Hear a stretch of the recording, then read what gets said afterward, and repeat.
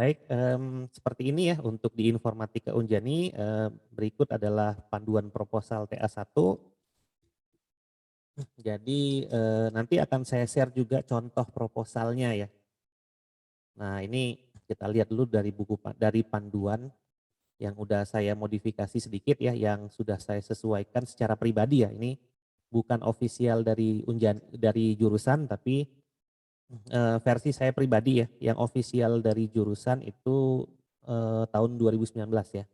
Cuman untuk DSE ini saya sesuaikan lagi sesuai dengan topik-topik DSE di tahun 2020 dan 2021 yang sudah kita jalankan gitu ya. Nah untuk pertama ketentuan umum masih sama ya, masih biasa ini format, Times New Roman dan lain-lain. Nah untuk proposal sendiri ada 10 bagian ya, proposal itu adalah 10 bagian. Yang pertama abstrak, kemudian ada latar belakang masalah, ada rumusan masalah, ya ada batasan masalah, tujuan penelitian, luaran dan manfaat penelitian, tinjauan pustaka, metode penelitian, jadwal penelitian, dan referensi. Nah, perlu teman-teman ingat yang namanya proposal itu artinya yang akan teman-teman lakukan ya di tugas akhir 2. Jadi kelayakan proposal ini akan dinilai daripada kesanggupan teman-teman ya dalam mengerjakan itu di TA2. Makanya nanti akan ada evaluasinya ya. Nah, evaluasinya antara lain biasanya evaluasi dari proposal yang banyak dibahas itu ada dari latar belakang ya.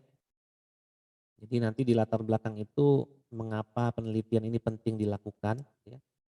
Kemudian di luaran dan manfaat di tujuan lalu di metode penelitiannya. Ya serta akan dipastikan jadwal penelitian itu bisa teman-teman lakukan ya dalam waktu tugas akhir 2. Tugas akhir 2 itu kira-kira 5 bulan ya. Jadi teman-teman memanfaatkan semester terakhir ya di semester 8 itu sebanyak 5 bulan untuk mengerjakan tugas akhir 2. Nah, di sini masih format ya. Kita langsung ke bawah untuk isi. Nah, dimulai dari abstrak dulu ya. Jadi kalau abstrak itu biasanya memuat latar belakang ya. Latar belakang itu apa? Biasanya kebanyakan dari penelitian ya, latar belakang itu dia menjelaskan fenomena yang terjadi gitu ya. Jadi fenomena yang terjadi saat ini di dunia keinformatikaan atau computer science dan related ya, yang related itu seperti apa. Kemudian ada menjelaskan rumusan masalah juga gitu ya di sini di abstrak. Kemudian ada uraian singkat mengenai penelitian terdahulu yang belum tuntas atau terdapat celah yang belum dikerjakan. Jadi eh, alasan teman-teman untuk melakukan penelitian ini apa gitu ya. Nah yang paling banyak relevan itu adalah diambil dari penelitian terdahulu di mana ada sesuatu hal atau celah dari penelitian terdahulu yang belum dikerjakan dan ingin teman-teman kerjakan. Ya. Nah makanya dari statement inilah biasanya referensi di dunia informatika itu paling bagus itu adalah di 5 tahun sampai 10 tahun terakhir ya. Untuk ininya, untuk apa, untuk referensinya. Nah lalu ada tujuan dan manfaat penelitian jadi dijelaskan secara singkat di abstrak. Lalu metode penelitiannya juga dijelaskan dan tujuan ya. Jadi intinya abstrak itu menjelaskan keseluruhan proposal kalian dalam suatu rangkuman, gitu ya. Jadi proposal itu adalah rangkuman proposal. Jadi ketika kita para reviewer ya melihat proposal kalian itu dia tidak membaca semua, tapi dilihat abstraknya dulu. Ya, masalahnya apa, gitu ya. Terus tujuannya apa, cara ngerjainnya gimana, itu kan metode penelitian ya, cara ngerjain gimana, dan nanti hasilnya apa. Nah karena proposal maka hasil itu nanti ya, bukan saat ini. Jadi setelah itu dikerjakan tujuannya dan manfaatnya itu apa. Gitu ya. Jadi selalu berangkat dari latar belakang dan masalah gitu ya.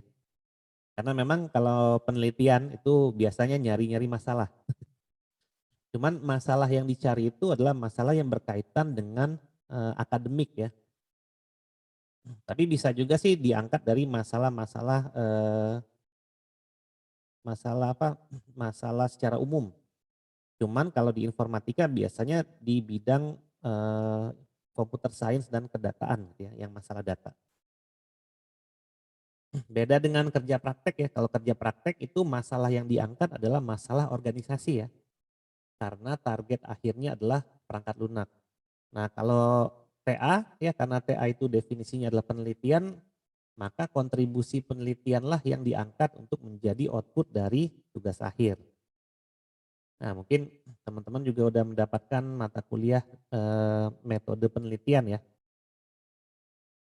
Nah, di sini maksimum 250 kata tanpa simbol persamaan dan lain-lain, lalu disertai kata kunci. Jadi ada kata kuncinya. Nah, di abstrak tidak perlu mengutip ya, karena abstrak itu adalah apa yang ingin teman-teman kerjakan kalau itu isinya di proposal.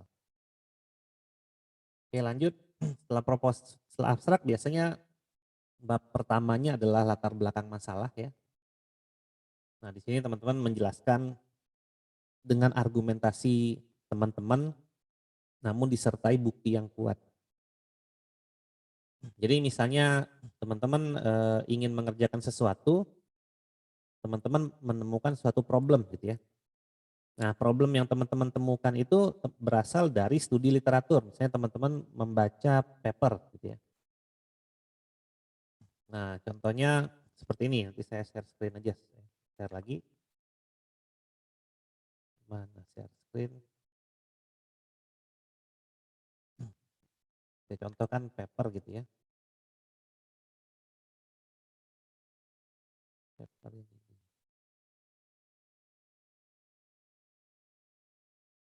Nah, ini aja.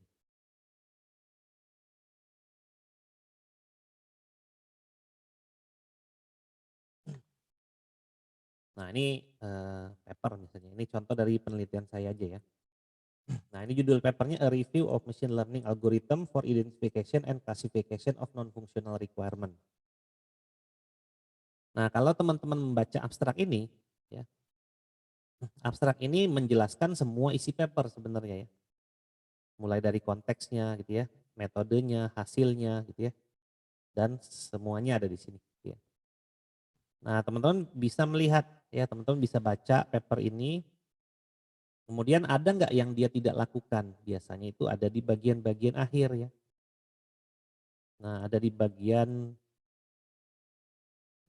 conclusion biasanya. Nah, conclusion, implication of the review and direction for future research. Jadi teman-teman bisa baca nih. Jadi kalau ada future research-nya, jadi teman-teman bisa melanjutkan penelitian ini, gitu ya. Nah, dari situ teman-teman berargumen bahwa penelitian ini menjadi latar belakang dari penelitian yang teman-teman ingin lakukan, gitu ya. Nah, agar lebih memahami paper, jadi teman-teman saya sarankan kalau ingin memilih paper ya, membaca paper, baca abstraknya dulu, gitu ya. Lalu baca langsung ke conclusion-nya, gitu ya. Nah, kalau ternyata paper ini related dengan apa yang ingin teman-teman kerjakan, maka masukkan dia menjadi referensi. Cuman agar lebih bagus, jadi teman-teman bisa membuat ini terlebih dahulu ya.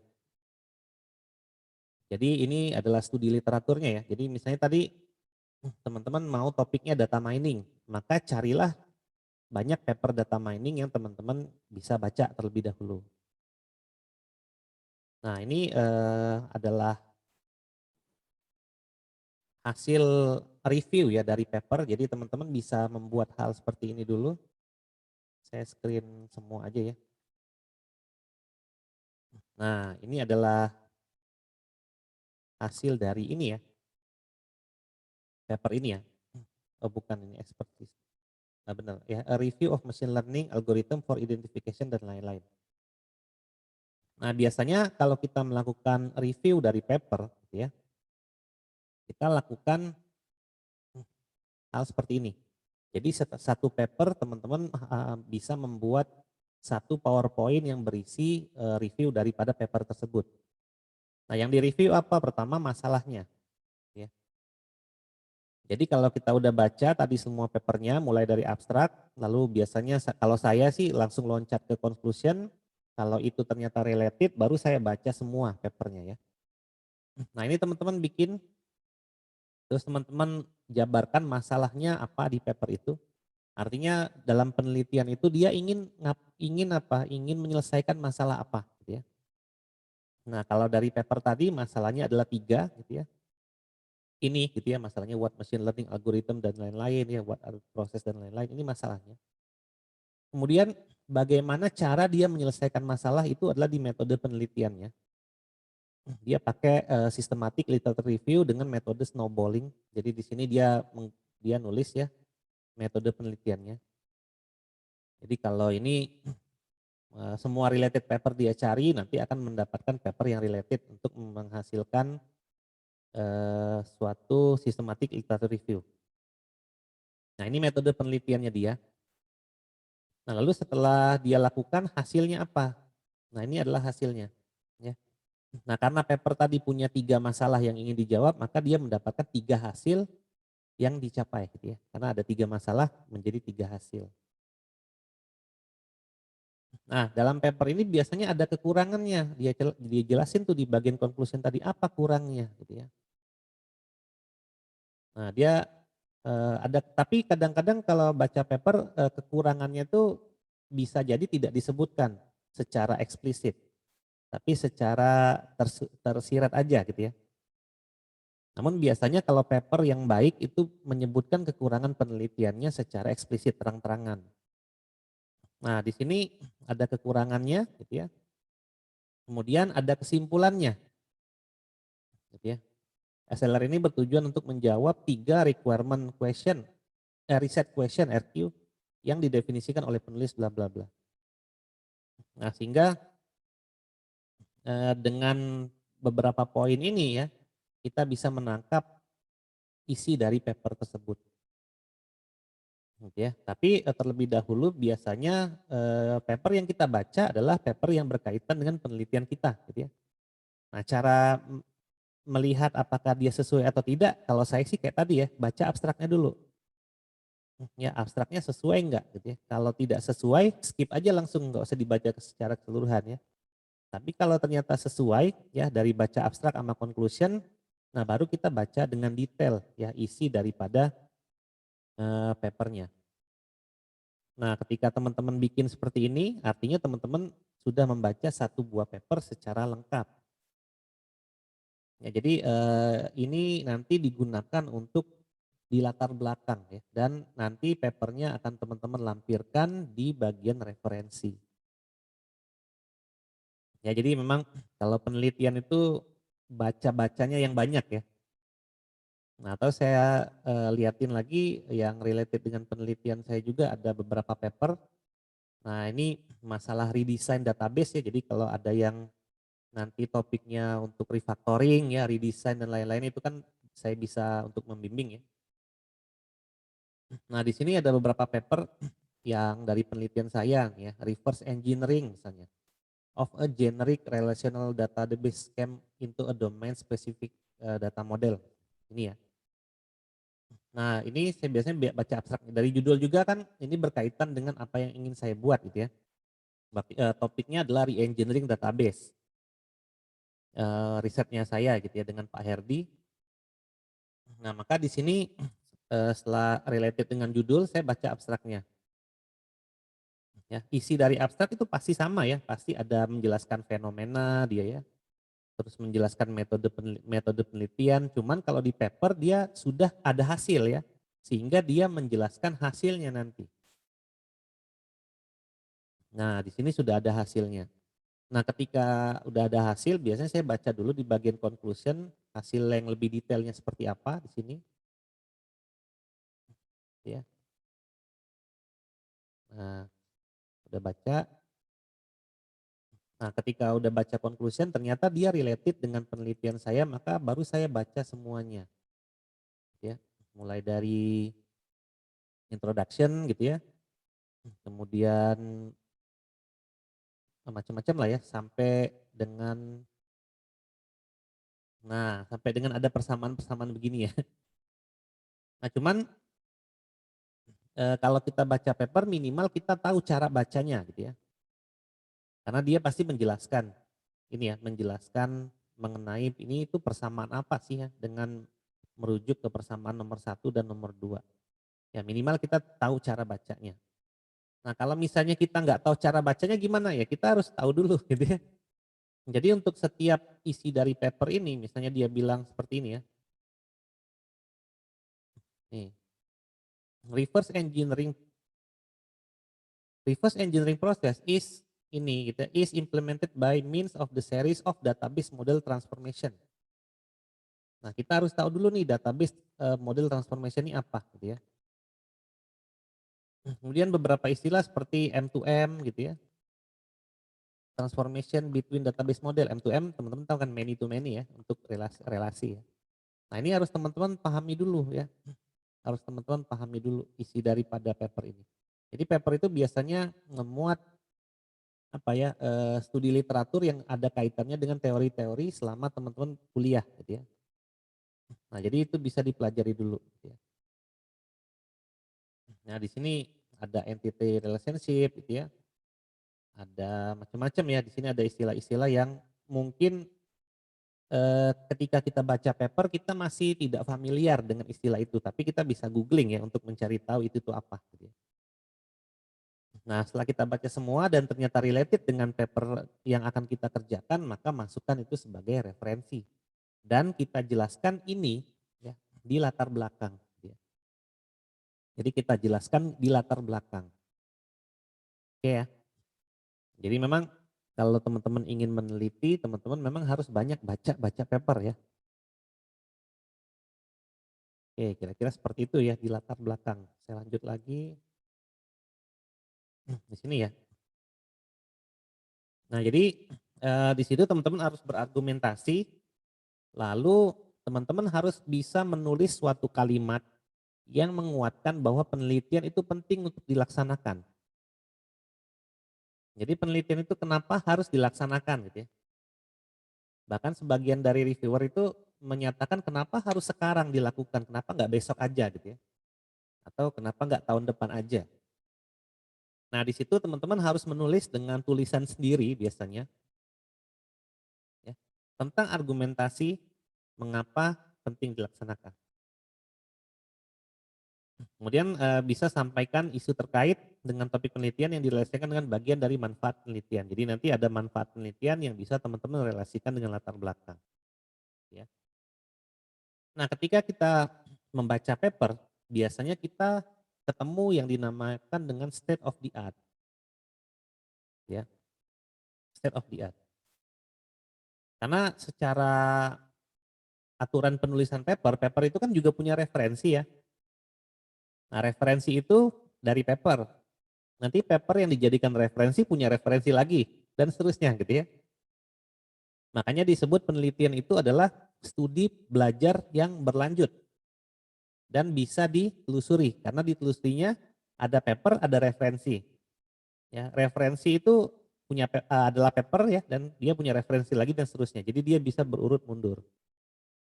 Nah, apabila paper yang kita baca ternyata dijadikan referensi itu biasanya bisa teman-teman cek di Google Scholar ya untuk mencari paper yang terbaru. Nah, ketika teman-teman membaca paper yang paling baru, ya biasanya nanti akan ketemu state of the art-nya. Gitu ya. Nah, jadi ada celah penelitian di situ ya. Ada hal yang belum dilakukan orang lain dan kita lakukan. Nah, cuman untuk teman-teman S1 celahnya itu tidak perlu besar, kecil aja gitu ya. Ya, sebagai contoh seperti ini ya, saya bikin pakai notepad. Nah, gini ya. Misalnya teman-teman ketemu teman-teman topiknya data mining misalnya. Ya, gedein lagi.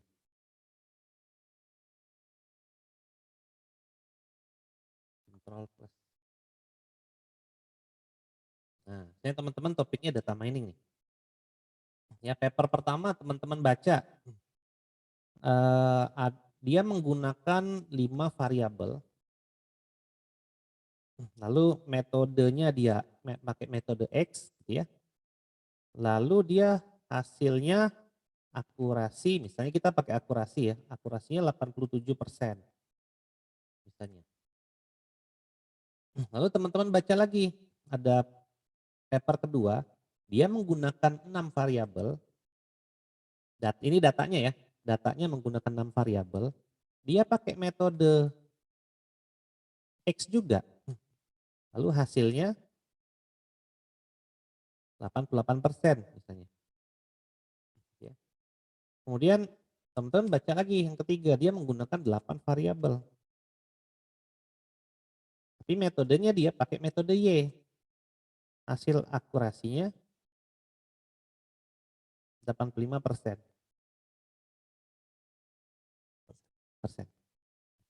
Ini misalnya teman-teman baca 3 paper ya untuk data mining.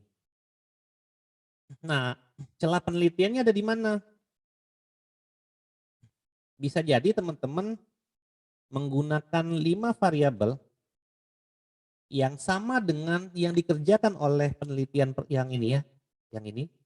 Teman-teman gunakan data yang sama gitu ya dengan yang ini, tapi metodenya menggunakan metode Z. Nah, ini bisa menjadi satu penelitian. Ya, artinya di sini kalau data mining teman-teman menggunakan data yang sama dengan penelitian satu tapi metodenya diganti. Karena kita belum tahu kan akurasinya berapa kan? Atau bisa dengan kombinasi yang lain. Teman-teman menggunakan 6 variabel, metodenya Z. Atau teman-teman menggunakan 8 variabel, metodenya Z. Ya. Atau ya, teman-teman punya data sendiri, tapi jumlah datanya itu lebih dari 8 variabel. Gitu ya.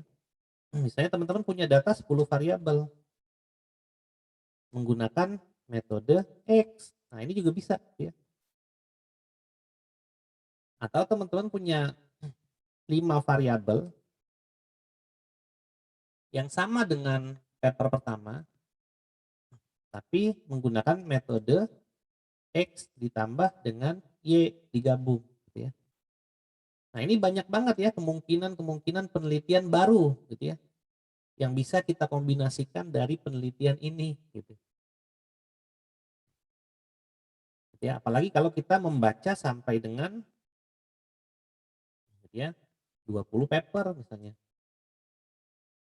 Nah, akan banyak banget sebenarnya ya insight yang bisa diambil dari masalah ini gitu ya. Cuman kalau kita ngomongin data mining yang dinamakan dengan variabel itu jangan berkurang ya. Jadi kalau ada orang yang sudah mengerjakan 5 variabel, 6 variabel dan 8, kalau teman-teman ingin menggunakan data teman-teman sendiri gitu ya, maka gunakannya yang lebih besar dari ini. Gitu ya. Lalu dengan metode juga sama gitu ya. Nah, ini untuk data mining gitu ya. Jadi banyak-banyak baca paper, terus nanti teman-teman tinggal ambil aja satu satu satu penelitian yang bisa dilakukan gitu ya. Jadi dari kombinasi yang banyak ini pilih satu aja untuk dijadikan tugas akhir. Gitu ya. Nah, ini sebagai contoh ini punyanya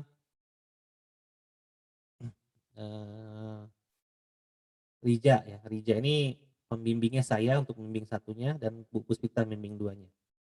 Nah, Rija di sini judul TA-nya adalah deteksi ujaran kebencian dengan metode klasifikasi naive bias pada dataset multi label Twitter berbahasa Indonesia.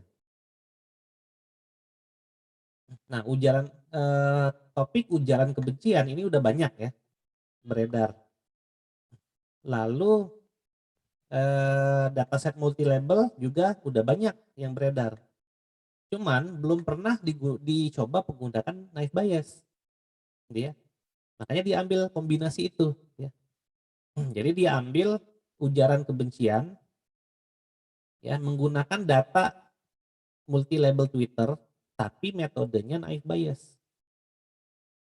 Nah, Rija mengambil ini topiknya dan ini topik yang sangat bagus gitu ya. Nah, bisa teman-teman lihat ini yang sudah dia baca adalah 25 paper gitu ya. Baik nasional maupun internasional ada 25 paper. Nah, dan Rija ya itu saya minta membuat seperti tadi ya. Jadi untuk masing-masing paper yang dia baca ini saya minta untuk membuat seperti ini gitu ya. Nah, saya minta dia membuat seperti ini ya, masalahnya apa, metodenya apa, hasilnya apa, kekurangan, kesimpulan dan lain-lain. Ya. Nah, pun nanti ketika proposalnya Rija ya dicek di Google Scholar, misalnya nih judulnya nih ya saya copy nih. Saya cek di Google Scholar plagiat atau enggak gitu ya.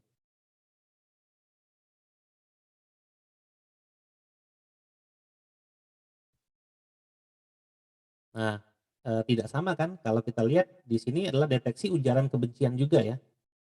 Menggunakan machine learning review literatur. Di sini deteksi bahasa kasar. Di sini naif bias ujaran kebencian terhadap agama Islam. Ini spesifik ya.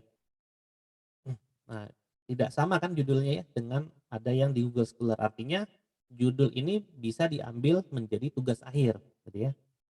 Tapi kalau judulnya sama, nah itu plagiat ya. Artinya multi label Twitter juga jarang dipakai gitu ya. Jarang ada yang membahas. Tapi ada sih biasanya dataset multi label ini ada banyak yang bahas. Cuman ketika dijadikan suatu judul gitu ya dan dilakukan oleh si Rija ternyata tidak sama dengan apa yang sudah orang lain lakukan. Nah, disitulah terdapat celah kayak gitu ya, state of the art. Artinya disitulah penelitian teman-teman bisa lakukan. Oke ya. Nah, di sini juga perlu teman-teman jelaskan perbedaan, keunikan dengan penelitian terdahulu. Jadi, apa yang teman-teman mau kerjakan sekarang bedanya apa dengan yang dulu? Nah, makanya teman-teman harus baca tadi ya, teman-teman yang mau kerjakan, misalnya teman-teman mau mengerjakan yang ini ya, 6 variabel dengan metode Z. Apa bedanya dengan yang dahulu? Oh, dahulu itu dia 6 variabel tapi metodenya X dan akurasinya 88%. Tapi saya ingin coba 6 variabel menggunakan metode Z. Ini kan belum ada hasilnya gitu. Nah, jadi harus ada alasan gitu ya yang ditulis di latar belakang. Oke. Lalu jelaskan tujuan ya, tujuan penelitian secara ringkas aja dan target luaran yang ingin dicapai serta kontribusinya terhadap ilmu pengetahuan dan seterusnya. Di mana nanti tujuan itu akan ada di bab tersendiri ya. Nah, lalu kemudian rumusan atau identifikasi masalah. Nah, di sini biasanya kita tuliskan kesenjangan atau gap dari peristiwa atau keadaan nyata dengan tolak ukur tertentu sebagai kondisi ideal. Ya, jadi apa sih perbedaan antara penelitian terdahulu dengan yang saya mau buat? Ya, itu adalah gapnya, ya kesenjangan. Gap itu jarak ya. Nah, jadi di situ nanti perbedaan jarak itulah yang akan kita coba untuk selesaikan. Tapi tidak usah terlalu besar ya, gapnya tidak usah terlalu besar. Ini kita lihat lagi nih coba nih ya, penelitiannya Rija. Rija juga gapnya nggak besar ya.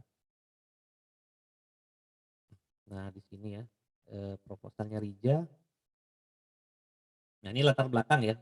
Dia mengambil topik fenomena dari head speech. Jadi fenomenanya adalah head speech. Dia baca paper ya tentang fenomenanya, dia rujuk di sini dan seterusnya. Nah, lalu dia tadi kan dia jabarkan beberapa penelitian terdahulu gitu ya, yang dulu pernah dikerjakan orang. Nah, gitu ya.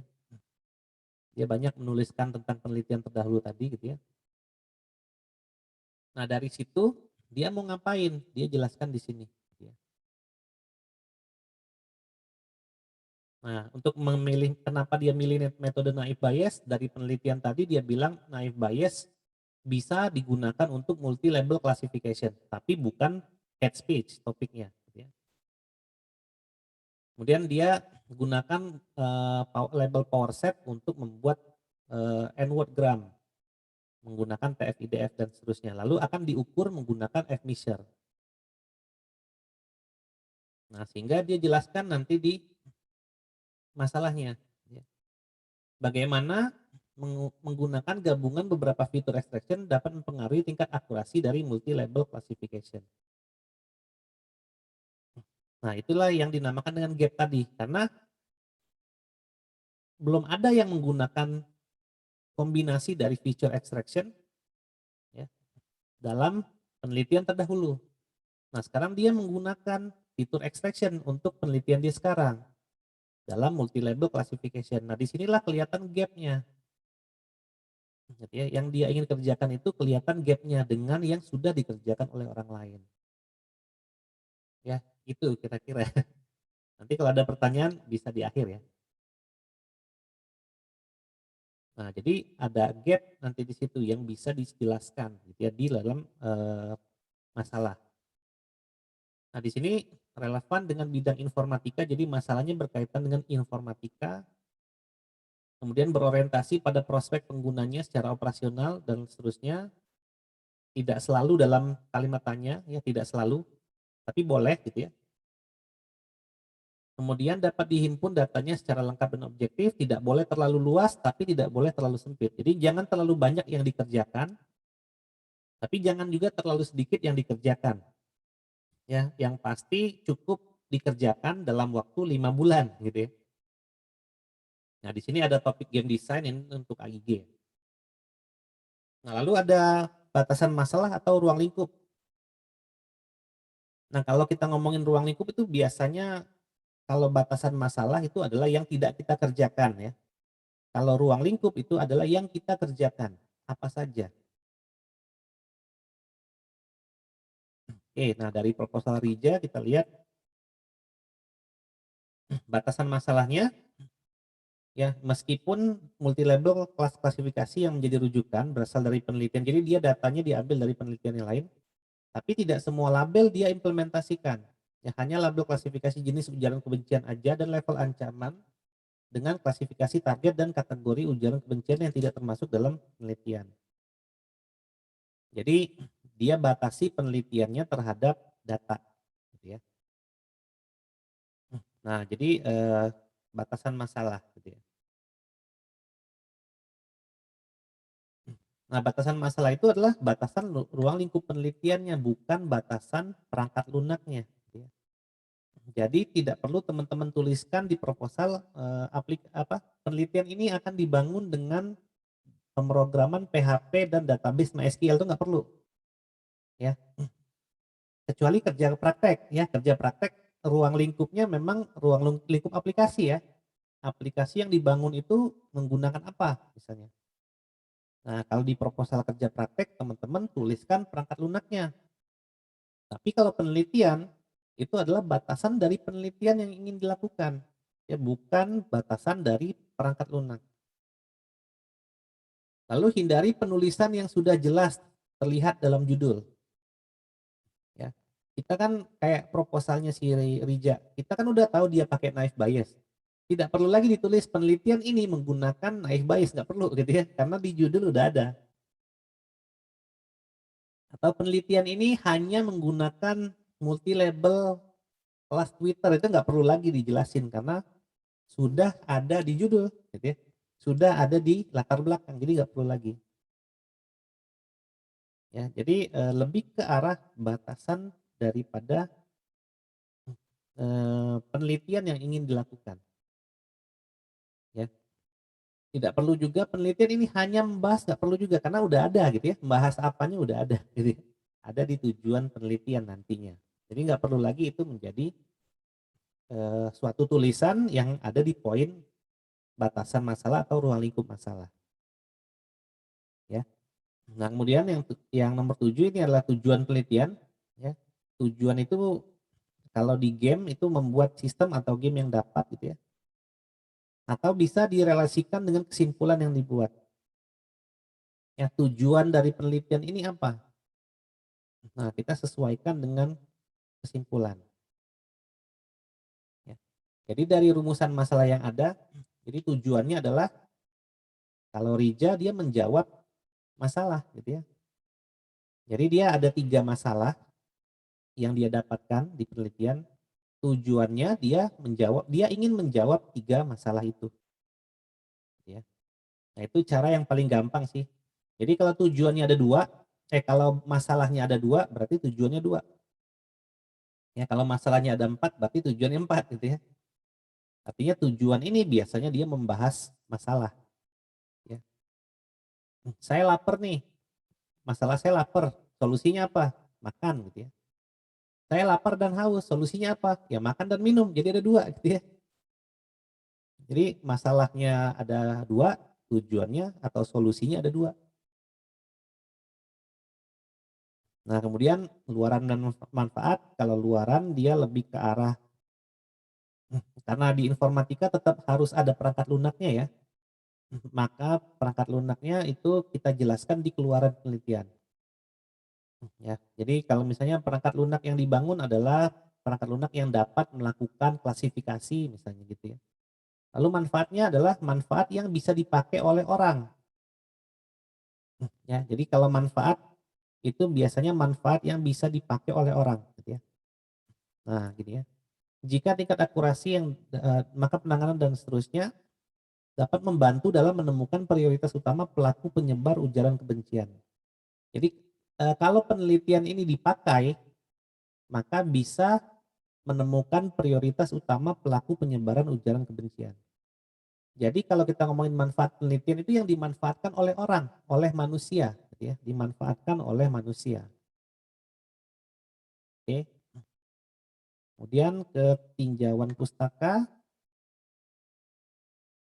Nah, tinjauan pustaka ini teman-teman berisi kebanyakan studi literatur ya, paper-paper yang udah dibaca tadi dijelaskan secara detail di tinjauan pustaka. Nah, kita lihat dari proposal si Rija tadi ya. Nah, dia menjelaskan data mining di sini. Ini literasi umum ya. Nah, kalau kita ngomongin apa? Tinjauan pustaka itu kebanyakan pasti referensinya diacu dari referensi yang ada gitu ya. Nah, di sini kan dia menjelaskan ini referensinya yang ini gitu ya. Kemudian dia menjelaskan ini referensinya yang ini gitu ya. Oke, dia jelasin data mining itu apa, multi label classification itu apa, metode naive Bayes itu apa ya. Ini teorema Bayes apa, ada persamaannya dan seterusnya gitu ya. Nah, n-gram apa, lalu dia menulis juga mengenai penelitian terdahulu. Ya, jadi dari 25 referensi yang dibuat ini yang dia baca tadi ya, ini 25 referensi. Nah, dia masukin lah penjelasan itu secara singkat di bagian penelitian terdahulu tadi. Nah, contohnya ini dalam penelitian yang nomor 15 klasifikasi ujaran kebencian menggunakan bla bla bla dan seterusnya, hasilnya apa gitu ya.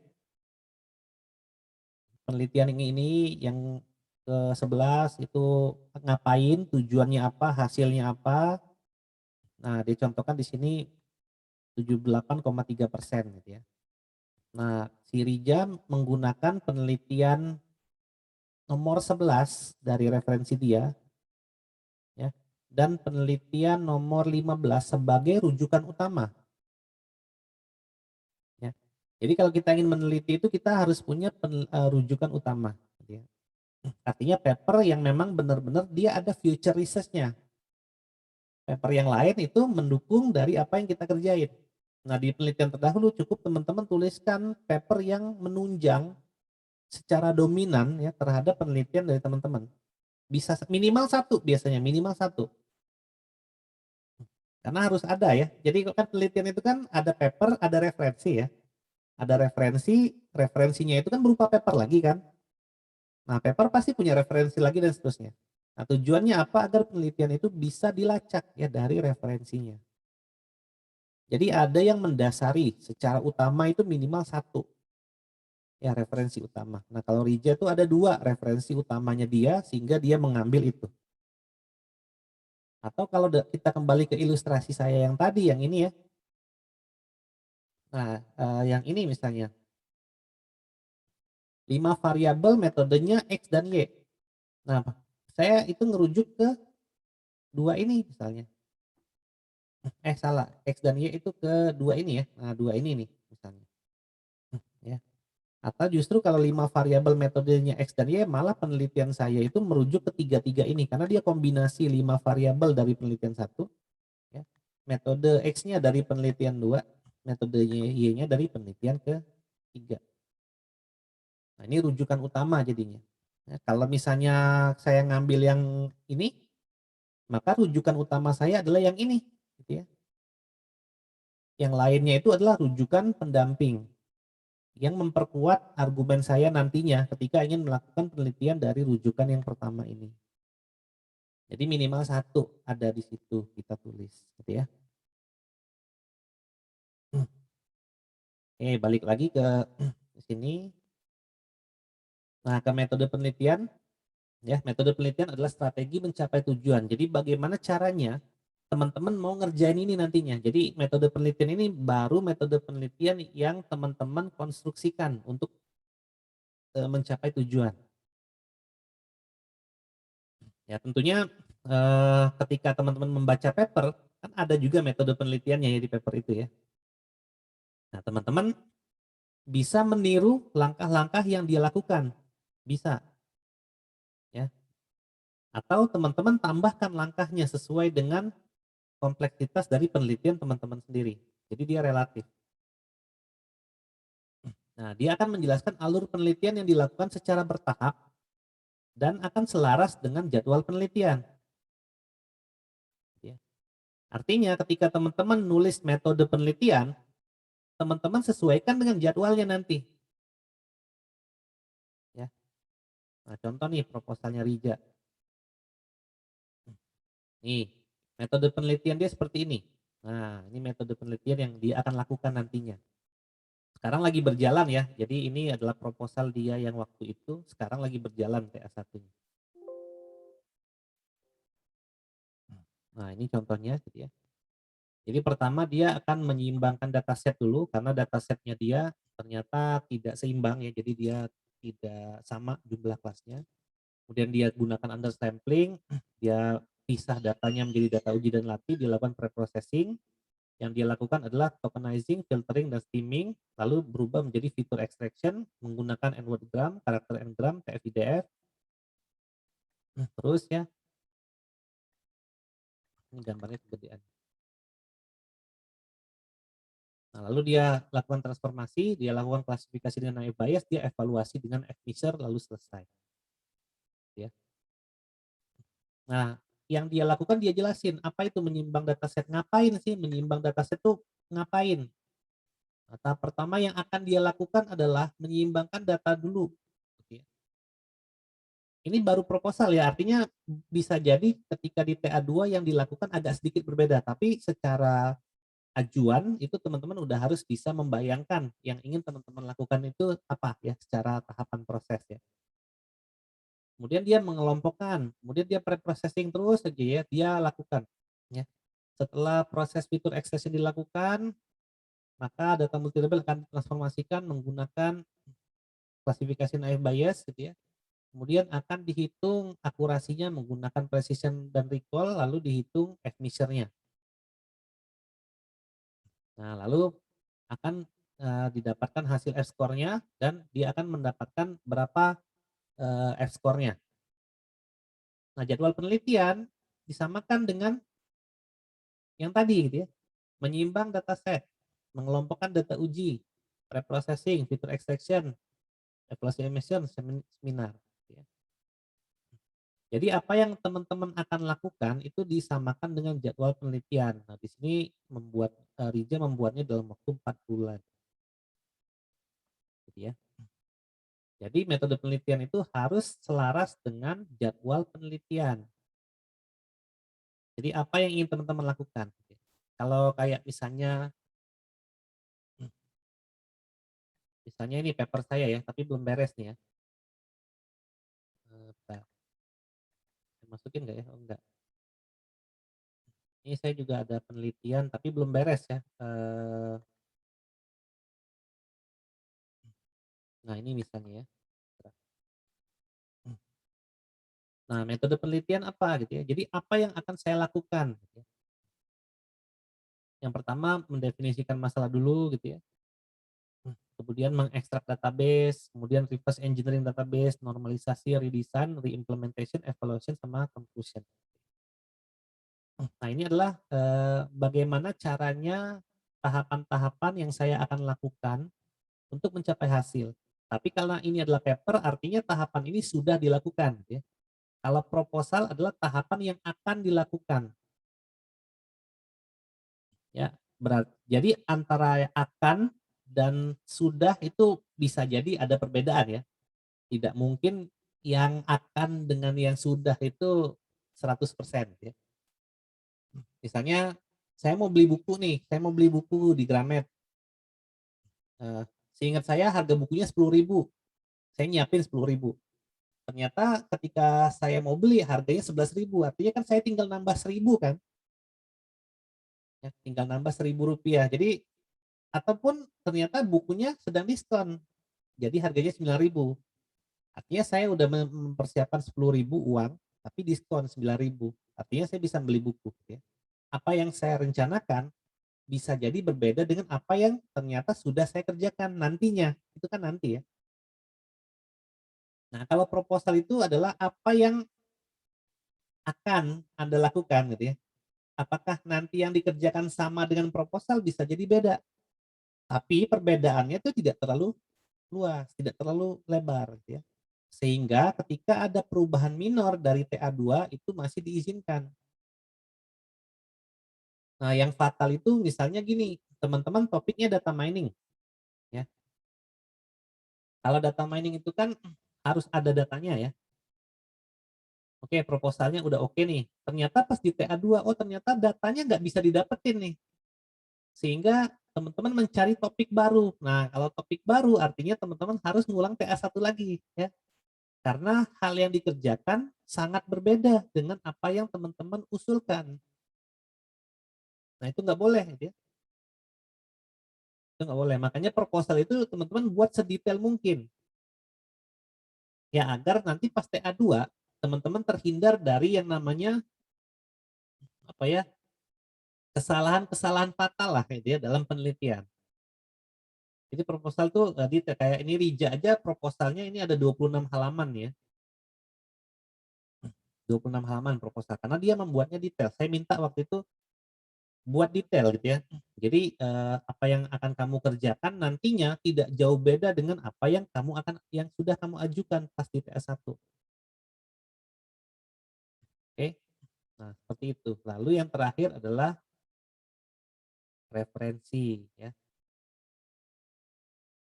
Nah, referensi formatnya seperti ini gitu ya. Lalu usahakan gunakan Mendeley ya dalam membuat format referensi tadi. Nah, referensinya ini ya, ini pakai Mendeley bikinnya gitu ya. Makanya nanti bisa dirujuk tadi ya 18, 11 dan seterusnya. Gitu ya. Nah, gitu. Nah, untuk membuat proposal seperti ini ya adalah dengan cara membaca paper gitu ya dan membuat hal-hal seperti ini gitu ya. Masalahnya apa, metodenya apa, hasilnya ini paper ini. Kemudian ada contoh lagi paper yang lain ya. Itu juga sama. Ini judulnya Requirement Engineering Challenge in Build AI Based Complex System. Masalahnya apa gitu ya. Metode yang dilakukan gimana, terus hasilnya yang terus kekurangannya apa, lalu kesimpulannya apa. Ya, sama seperti ketika teman-teman baca paper data mining ya. Dia menggunakan data apa gitu ya, dia menggunakan metode apa, lalu hasilnya apa. Nah, kira-kira gitu. Nah, baru nanti teman-teman setelah banyak baca, baru teman-teman lihat gap-nya. Kalau dia ada gap-nya nggak usah gede-gede gap-nya ya, kecil aja ya, kecil aja gap-nya, nah maka itu sudah masuk ke dalam penelitian, gitu ya. Ini kalau teman-teman suka diilustrasikan itu penelitian itu kayak gini ya. Nah, ada lingkaran, ini adalah penelitian terdahulu, ya ini dulu ya, ini dulu. Dulu itu berarti dari hari ini gitu ya, dari tanggal 29 Oktober ke belakang gitu ya. Ini adalah orang yang udah kerjakan dulu terkait dengan topik data mining misalnya, ya. Nah nah yang akan teman-teman kerjakan di bagian mana gitu ya. Ini misalnya saya punya himpunan, nah ini ya, ini saya hapus dulu aja deh. Saya punya, salah, bentar.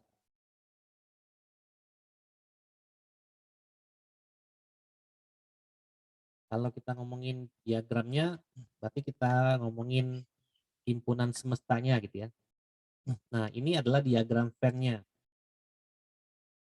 Ini adalah semesta topik penelitian data mining misalnya, ya. Nah, yang orang-orang kerjakan tuh ini gede nih ya. Nah, teman-teman ngerjain yang mana? Teman-teman tidak boleh mengerjakan di sini. Karena kalau teman-teman kerjakan di sini, ini tidak bisa ditelusuri, gitu ya. Maka tidak mungkin penelitian tanpa referensi, itu nggak mungkin.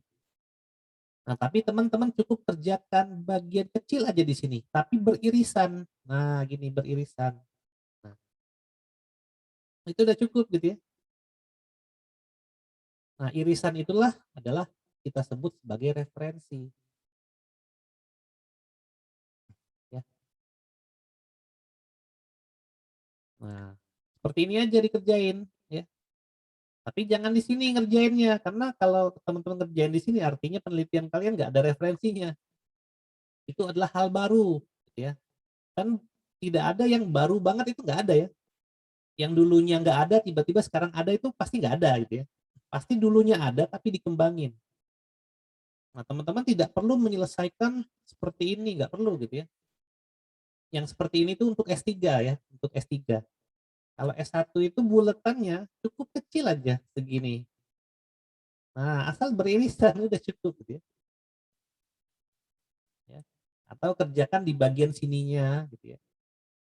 Atau kerjakan di bagian sininya, terserah ya, tergantung teman-teman mengambil state of the art-nya ada di mana. Oke.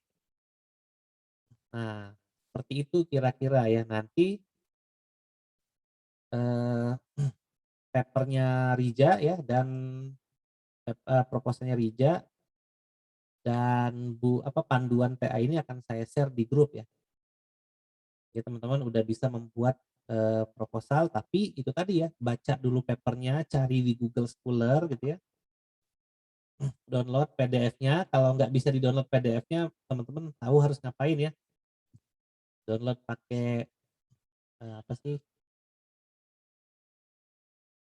Pakai apa sih namanya itu? Jangan disebutin ya karena di-record ya. Nanti saya jelasin di grup aja ya.